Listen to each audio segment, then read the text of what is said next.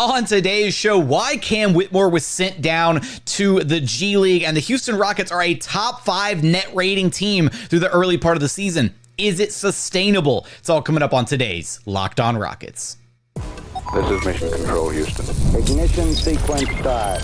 6, 5, 4, 3, 2, 1.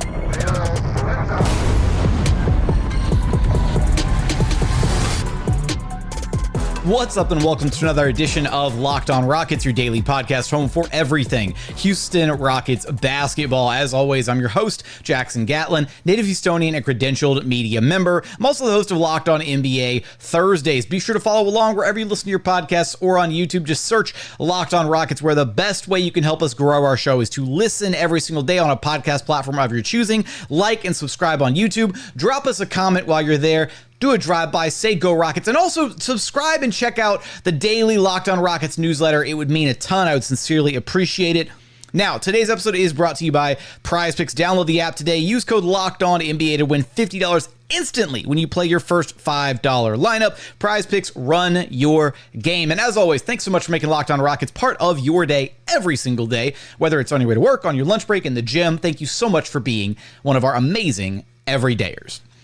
We're going to get into some early looks at the stats for the Houston Rockets this season, kind of where they are collectively as a team, how they compare to some of the other top teams in the association. Rockets right now sitting as a top 5 net rating team. They are in the company of some other really good teams, and we're going to take a look at whether or not that's sustainable. We'll dig into some of the offensive and defensive numbers, take a look at some lineup data. We're also going to take a very hard look at Jabari Smith Jr. and his production so far this season. But first things first, Cam Whitmore has been assigned to the RGV Vipers in a move that was shocking to some Rockets fans and not shocking to many others.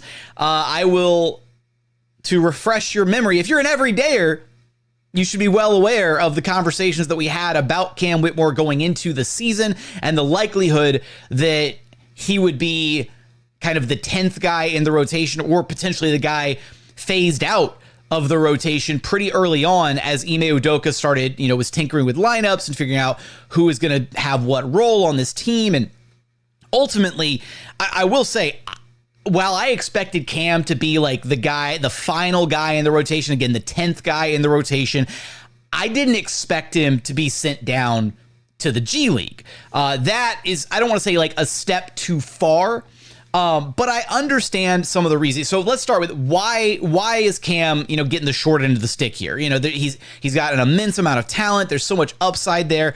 Ultimately, it comes down to, I think it's less about what Cam isn't doing and more about what other guys are capable of doing. Ultimately, when you look at the Rockets bench unit and the guys who have been getting the run over these last few games, Reed Sheppard, Tari, Eason, and Thompson, those three guys in particular, and it's really more so about Tari, Eason, and Thompson ultimately. Though that duo right there between Tari, Eason, and Thompson is so effective. They are so good together. There's basically no reason why the Rockets shouldn't be giving those guys 25 to 30 minutes a night, every game. For Tari Eason, they were trying to ramp him up slowly and all that. That's pretty much out the window now. Like the Rockets, it's low-hanging fruit. It's the easiest way to get more impactful minutes, better lineups, to win more games, to play Tari Eason more. And Thompson is the exact same way. Those guys just impact the game at such a high level. And unfortunately for Cam, even though he's got, I guess, a significantly higher, offensive ceiling than those guys right now, his ability to put the ball in the bucket, the ability to shoot, the ability to get downhill and finish through contact, like he's a more maybe effective offensive piece than those guys right now. But those guys do so much more than just being able to put the ball in the bucket. And then you start to look at, okay, well then what is Reed Sheppard doing more than Cam Whitmore? And Reed is just a better connective piece offensively at this stage in his career. He understands, almost to his detriment at times, right? Passing up shots, that kind of thing, to where Reed does a good job of not stopping the ball when he's out there, right? He moves the ball well. He moves without the ball really well. He does a great job relocating on the perimeter, making sure he brings a defender with him, using his threat as a shooter to help space the floor. And defensively, Reed is already a really solid defender as a rookie. So I kind of saw this coming where Cam would be the guy getting phased out of the Rockets rotation pretty early in the season, or at least, being a smaller part of the Rockets rotation. Ultimately for Cam, I think it's a good thing for him to be able to go down to the G League and refine a couple of his skills, right? He needs to learn how to be I don't want to say disruptive, but he needs to learn how to play within the flow of the offense. He needs to learn how to be a little bit less tunnel visioned at times and how to be more of a connective tissue piece on the offensive end to where he can make that right read, right? Make that hockey assist, pass it to the next guy, not just decide, okay, I've got the ball, I'm driving straight to the rim and I'm going to force something, or I'm going to pull up from three immediately because I've got a little bit of room. Like, there's just a lot more room for growth that Cam has in his game. And unfortunately, the Rockets are in this weird space, right, where they want to be competitive and they've got all this young talent and they want to be able to develop guys, but at the same time, like, it sucks because Cam almost feels like he is suffering as what do I want to say? What's the terminology I'm looking for here? An unfortunate consequence of the Rockets and their, I guess, taking their steps forward, trying to be a more competitive team, because Cam should be, Cam is the type of like NBA talent that you would want to cultivate, that you want to give 30, 35 minutes a night to on a bad team and let him kind of work through, who he is as a player and refine his game. The Rockets just don't have that time right now, unfortunately. And so this is kind of something that we knew was going to happen with 7 young, talented players, is that guys were going to get squeezed for minutes, and that ultimately winning games was going to take priority over developing some of these guys. So at least by sending Cam down to the G League, the Rockets are allowing him the opportunity to get run, to get minutes, to work on aspects of his game. And again, I think the 2 biggest areas for him are going to be continuing to improve as a defender, because we've seen him take strides defensively, but he's still got some room to grow as far as his off-ball awareness and, just paying attention to certain defensive schemes and really being a good team defender. We know he can be a great individual one-on-one man-to-man defender, but then on top of that, it's the offensive side of things, right? Cam needs to become more dynamic, because right now he's a great play finisher, but he needs to become more dynamic offensively. He needs to be able to put the ball on the floor and make a simple read, make a simple play for his teammates to be able to be less one-dimensional on offense. And unfortunately, the rough start shooting the 3 ball probably didn't help things for Cam Whitmore this season. Again, he was, he didn't hit his first 3 until like 13, 14 shots into the year or something ridiculous. I mean, he was really struggling this season to hit from beyond the arc. And when that was one of his skills that he really brought to the table last season, one of the things that earned him minutes last year was his ability to convert from long distance on a team that had like no shooters up and down the roster. When you aren't shooting the ball well, when you are kind of disrupting the flow of the offense, and where you're not as good defensively as some of the other pieces coming off the bench, some of the other players coming off the bench that the minutes could be allocated to instead, it's like the deck was kind of stacked against Cam to start this year. Look, I'm still high on Cam. I still think he's got an incredibly bright future, but at the end of the day, it's going to be really tough for him to have room to grow and develop in real minutes with the Rockets. So he's going to have to put in some serious work with RGV, and then down the line because unfortunately, knock on wood, hopefully nothing happens, but injuries are a part of every NBA season, right? If the Rockets do lose somebody for a small stretch of games, whether it's Dylan or Jabari or Tari or Amen or whoever, if one of those guys goes down for any level of extended period of time, that's when Cam Whitmore's number gets called. He gets to come back up and spend time with the team and try to make the most of his opportunity further down the line. And hopefully he'll be equipped and ready based on him getting this run with RGV. So hopefully it's a good thing for Cam Whitmore, allow him to refine his game a little bit further, and then come back up and show Ime Udoka that he does belong, that he has a spot in the rotation further down the line. So with that, I'm curious your thoughts. What do you need to see out of Cam Whitmore? What does Cam Whitmore need to do in your eyes to earn back a rotation spot with this Rockets team, or can he not earn it back? Are the other 9 guys in the rotation ahead of him, are they better pieces at this point? Let me know your thoughts about that, about the rotation stuff in the YouTube comments. Coming up, want to get into a Rockets early season statistical check-in. They are a top 5 net rating team, but is it sustainable? We're going to get there in just one moment.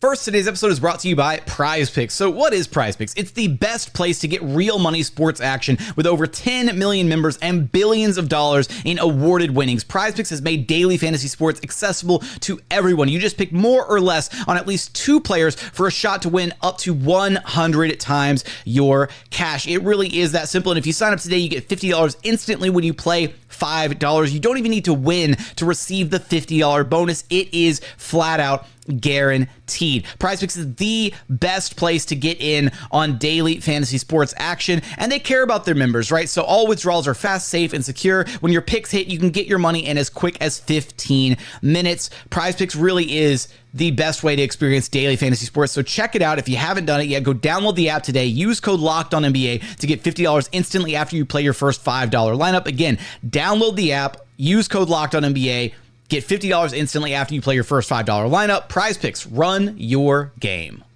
Today's episode is also brought to you by FanDuel. Get ready to tackle the NFL action with FanDuel, America's #1 sportsbook. Right now, new customers can bet $5 and get $150 in bonus bets if you win. It's that simple. FanDuel Sportsbook app gives you everything you need to place live bets on the NFL all in one spot. So when you get a hunch in the middle of the game, you can check out the latest stats, view live play-by-play, and so much more on the exact same page where you actually place your bets. Just visit FanDuel.com to join today. Head on over there, take a look at all the different odds for this NFL season. Check out their parlay builder, different season awards possibilities, all that good stuff, or just the outright favorites to win the Super Bowl. Right now, the Chiefs sitting at plus 420, the Lions right behind them at plus 480, the Ravens plus 600, and rounding out the top 5, the Bills plus 850, and the 49ers plus 1,000. So all those odds and so much more, head on over to FanDuel.com. Never waste a hunch and make every moment more with FanDuel, an official sportsbook partner of the NFL. And continuing on here at Locked On Rockets, your daily podcast home for everything Houston Rockets basketball. Okay, let's take a look at some early season advanced stats concerning the Houston Rockets, trying to see where they stack up team-wise compared to the rest of the NBA. Let's start with just the flat-out offensive and defensive numbers first off. So right now, through 8 games for the Rockets, roughly every team has played at least 7 games or as many as 9 games. Nobody's broken 10 games so far. Oh, I apologize. The Wizards have only played 6 games. What's going on in Washington? That's weird. Anyways, most teams in that 7 to 9 range, Wizards, whatever reason, at 6 games played. So it's pretty early. We're about maybe 10% of the way through the season. Rockets are sitting at 8th in offensive rating. They are the 8th best offensive team so far through the early part of the NBA season. Offensive rating of 115.5. That's honestly a lot better than I thought they'd be doing in the early part of the season, especially considering the fact that they have not shot the ball well at all to start this season. That is a really encouraging sign. But shooting is also down like league-wide. Like a lot of teams are struggling to shoot the basketball right now. Defensively, the Rockets have also improved from last season. They are currently ranked 4th in defensive rating, only allowing 108 points per 100 possessions. That's honestly really solid. Very strong defensive rating. The only teams ahead of the Rockets defensively right now are the OKC Thunder, who are #1 by a wide margin, defensive rating of 96.5. Golden State Warriors at 103.8, and the Dallas Mavericks at 107.2. So I say all that, we cover all that to highlight here, the Rockets' net rating is currently 5th best in the NBA. Now, there is a little bit of a drop from the top 4 teams. #1 is the Golden State Warriors right now, a 15.5 net rating. That's absolutely unbelievable. The OKC Thunder, 2nd place, 14.6 net rating. The Cleveland Cavaliers, 3rd place, the still undefeated Cleveland Cavaliers, 3rd place, with a 12.1 net rating. The defending champion Boston Celtics with a 11.9 net rating. And then there is a gap. So that's the top 4. And all 4 of those teams have looked basically elite to start the season. And then there's a gap, and then it's the Houston Rockets, 5th place net rating, 7.5. And honestly, a little bit of a gap between the Rockets and then the Sacramento Kings right behind them with a net rating of 6.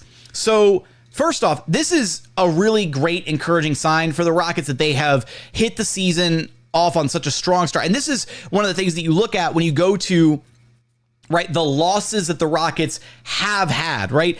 There's a very realistic pathway where, first off, they clawed their way back in and they had a chance against the Warriors, despite how awful they played early in that game, right? Clawing their way back in, forcing it to OT, all that good stuff. I won't even say that could have been a way. Like, we'll firmly count that as an L, right? The Rockets should have and probably could have and should have won against the Hornets, and then they probably shouldn't have dropped that game against San Antonio. There's very much a world where the Rockets should realistically be like 7-1 right now. So they dropped a couple games that they probably shouldn't have. I won't even count the Golden State Warriors game in that bunch, but the way that they're playing and the fact that they are in the present company of some of these other teams, right, the upper echelon teams of the NBA so far through this early season, it's really encouraging stuff. Honestly, at the end of the day, when you start looking at some of the other things as well as to, kind of how the Houston Rockets stack up compared to the rest of the NBA, it's kind of a miracle that they are as good as they've been. The Rockets' effective field goal percentage compared to the rest of the NBA, or at least their starting lineup effective field goal percentage, I should say, 47.8%. That is good enough for 4th percentile.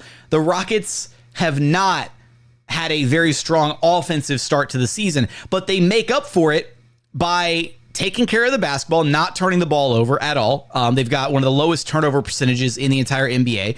And then their offensive rebound percentage is sky high. They're in the 96th percentile for offensive rebound percentage. They get a ton of second chance points, fighting hard on the glass, right? Giving themselves extra opportunities. And look, even like Craig Ackerman jokes about it on the broadcast occasionally, right? He says sometimes the Rockets' best offense is just to put the ball up on the rim and then let somebody else go get it to put it back in, right? Because the offensive putbacks have been so effective between Alperen, Sengun, Jabari Smith Jr. at times, Amin Thompson, Tari, Eason, Steven Adams. Like, the Rockets are just a dominant offensive rebounding team, and they've given themselves a lot of second and third and fourth opportunities offensively because of that. So for the Rockets, the fact that we haven't seen them really play a ton of consistent basketball early on, right? They had a bunch, those first 4 or 5 games, they were very Jekyll and Hyde, one good half, one bad half, or they'd bottom out for an entire quarter, and it would really cause them to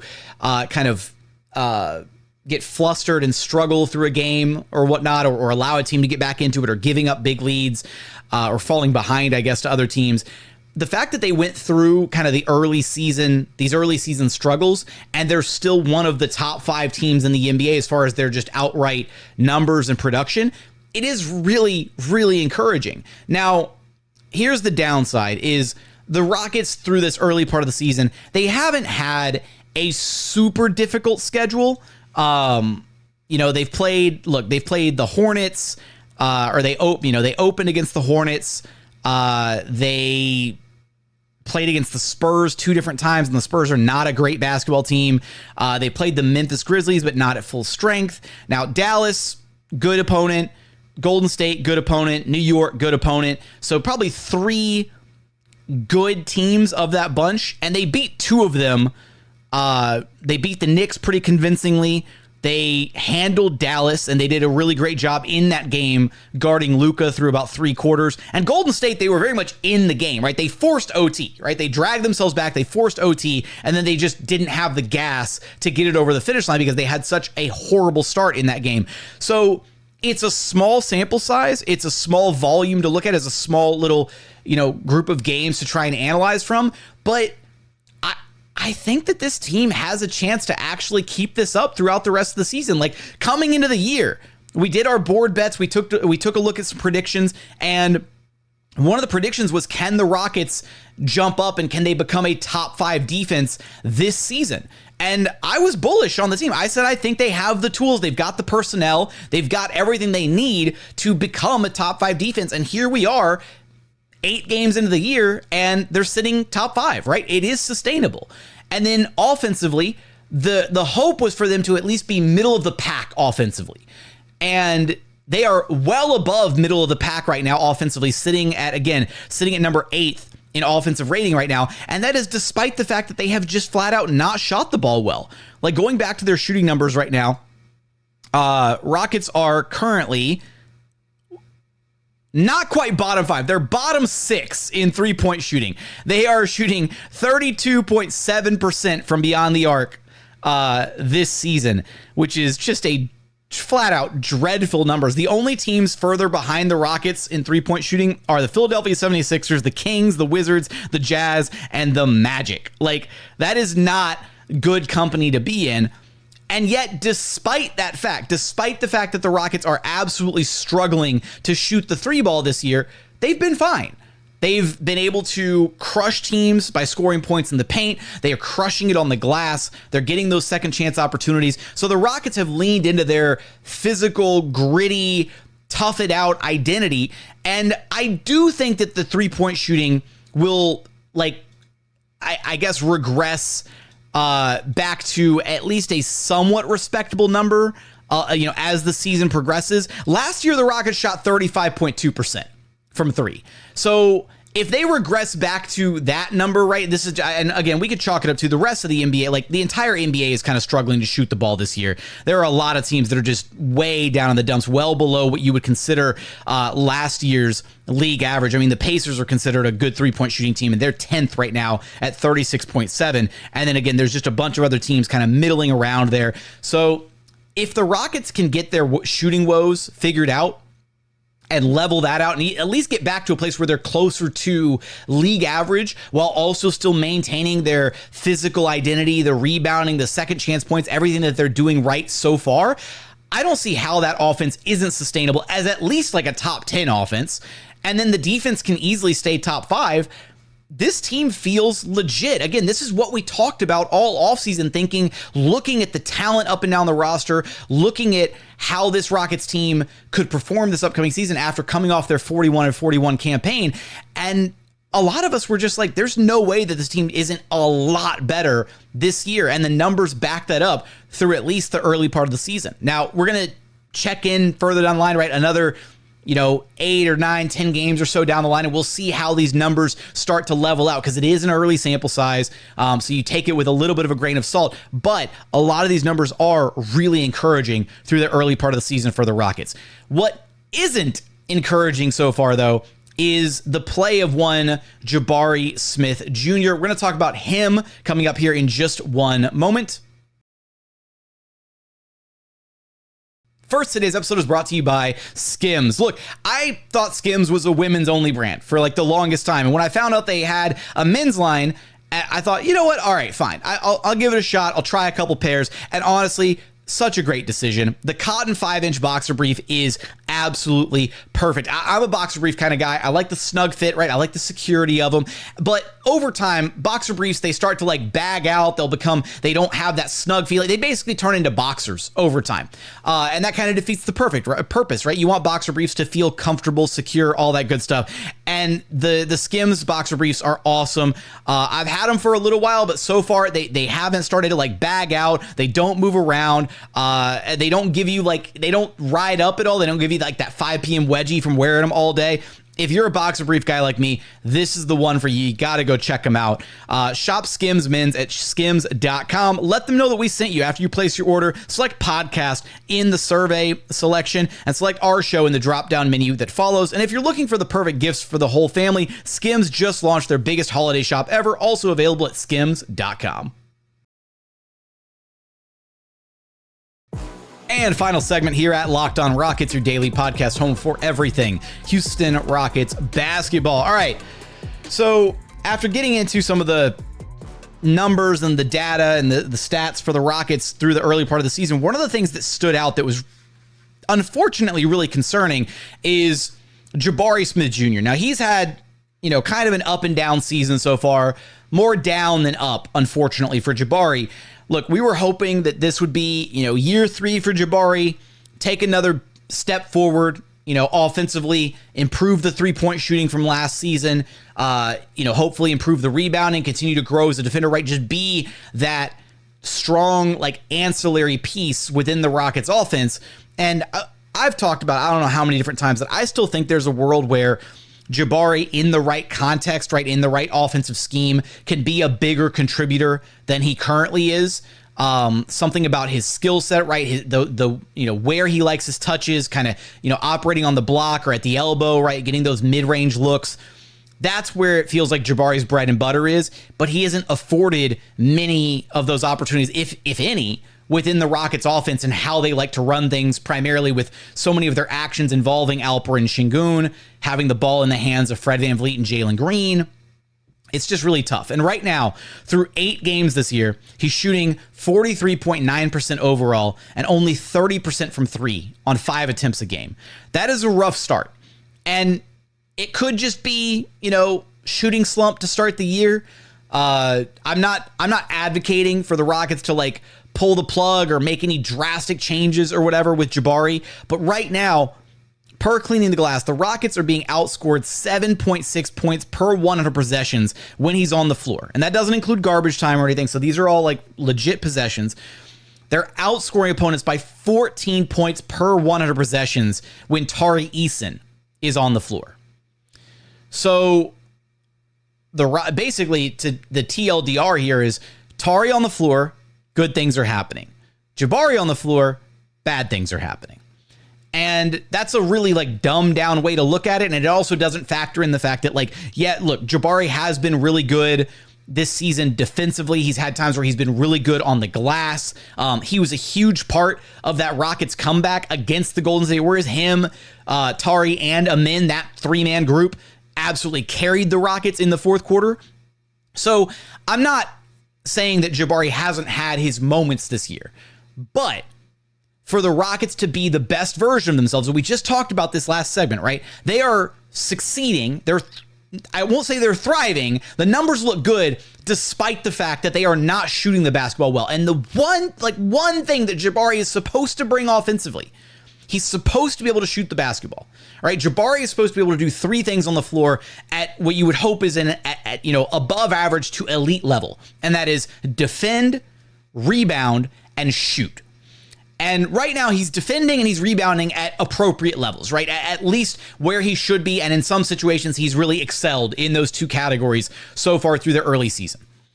But the shooting has not been there. And that is a concern, because when the shots aren't falling, when Fred is struggling to shoot threes, Jalen's been pretty solid this year, and Dylan has been solid this year. But when 2/5 of your starting lineup with Fred VanVleet in a shooting slump and then Jabari Smith Jr. shooting 30%, when those guys aren't hitting shots, it allows opposing defenses to pack the paint, to load up on Sengun, and to limit a lot of the Rockets' offensive opportunities, right? It allows them to collapse on guys like Jalen when he gets downhill, or Fred when he's trying to run the 2-man game with Alp. Like, it, pardon me, it bogs down the Rockets' offense when they don't have, wow, I'm just going to keep coughing through this segment. Woo! Okay, all right, we're back. Look, it bogs down the Houston Rockets' offense at the end of the day. And there's no way to say it other than, like, flat out, Jabari just has to be better, right? He shot 36% from 3 last season. Sorry, 36.3. I won't short him his, 0.3 of a percentage point. But he shot 36.3% from 3 last season. And the hope was that he would build on that and actually start the season around that number, if not better, and really build on last season, become a better version of himself. And right now he is the weak link in the Houston Rockets starting lineup. And some people might point to Fred VanVleet and be like, oh my God, Fred's been awful through the early part of the season. Fred is Fred. He's one of the veterans. He gets a little bit of cachet because he's a veteran. He also sets the table, right? Fred is also the emotional leader for this Rockets team. He's the extension of Ime Udoka on the court. There's a lot of things that Fred brings to the table that Jabari unfortunately doesn't. And even if you could argue that it's been 1A, 1B for who's been the weakest link in the Rockets starting lineup to start the year, Jabari provides less than what Fred provides. And you're not going to displace Fred. There's nobody on the roster that can do what Fred does. Reed's not ready. Sorry for all the Reed stands out there. So we say all this to say, how long do the Rockets go with Jabari performing this way, right? Is it just a shooting slump? Is Ime going to be willing to ride out the entire year with Jabari Smith Jr. similarly to what he did with Jalen Green last season, where he really let Jalen struggle through it and take those lumps and get through it and then have his breakout near the end of the year? Is Jabari going to be afforded that same opportunity to try and figure himself out? Or because of the role that Jabari is in, Jalen's a very different beast, right? Jalen has a much bigger responsibility for this Rockets team to quarterback the offense at times, to be one of the primary options. Offense goes through him, all that. It's a very different dynamic for what Jalen went through last year compared to what Jabari Smith Jr. is going through as a more ancillary piece for the Houston Rockets. So how long do the Rockets let it go on for, right? If Jabari's still struggling by game 20, do you pull him? Do you look at starting one of the Terror twins in Amin Thompson or Tari Eason? I think the Rockets would have to consider it. And I'm not saying they do it right now, but it's very easy to point to the production from Jabari and think that plugging one of Amin Thompson or Tari Eason into that spot in the starting lineup and the Rockets lineup would just take off at that point. And it's also worth noting that it could be a really good thing for Jabari Smith Jr. And I say that because Ime Udoka has shown pretty consistently that he loves to play Jabari Smith Jr. at the 5 spot. He loves going small, throwing Jabari at the 5, having that 5-out spacing offensively. Well, theoretically 5-out spacing offensively. It doesn't really work 5-out spacing if Jabari's only shooting 30% from 3. But at least defenses treat him like a shooter, so sure. And then defensively being able to switch everything 1 through 5. The Rockets have Steven Adams as their backup big when available. They've also got Jock Landale as their backup big. But there's a world where Jabari Smith Jr. could come off the Rockets bench and could effectively be the backup 5 behind Alperen Sengun, matchup dependent, right? So maybe there's a matchup where if it's a better matchup for Steven Adams, you go with Adams. If it's a better matchup for Jabari, you go with Jabari. You go with the 1 through 5 switching, all that stuff. And then he can also still get the same like kind of backup 5 or the backup wing minutes that both Amin Thompson and Tari Eason are kind of sharing right now. So there's still a world where you could bring Jabari Smith Jr. off the bench, allow him to play the backup 5 spot, play some of those backup wing minutes. He could still very easily get anywhere from 25 to 30 minutes a night in a combination of those two roles. And then here's the kicker.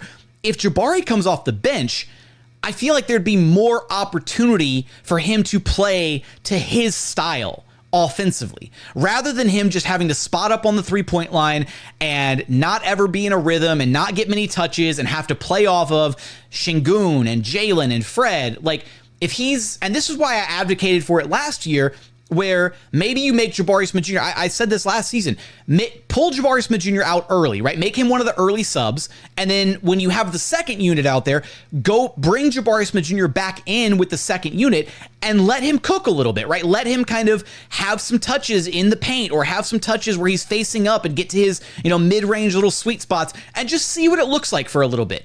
I think he deserves like a solid sample size of like 10 to 20 games where he can just be like somewhat of a focal point offensively, because not everybody can just go stand in a corner and knock down threes at a respectable clip. Like there's a reason that there is a lot of that I have a lot of respect for the role players who played alongside James Harden for years. And even now, the role players who play alongside guys like LeBron and Luka. And it's really tough to play alongside those heliocentric guys at times because you're never in a rhythm, right? You're just cold all game. You're expected to bust your ass defensively. And then on offense, you're basically just standing there waiting for the ball to be kicked to you. Now, the Rockets aren't quite that bad, right? They don't have like a dominant heliocentric offense, but for the most part, it does go through primarily Sengun, Jalen, and Fred most of the time. Jabari just doesn't get that many touches.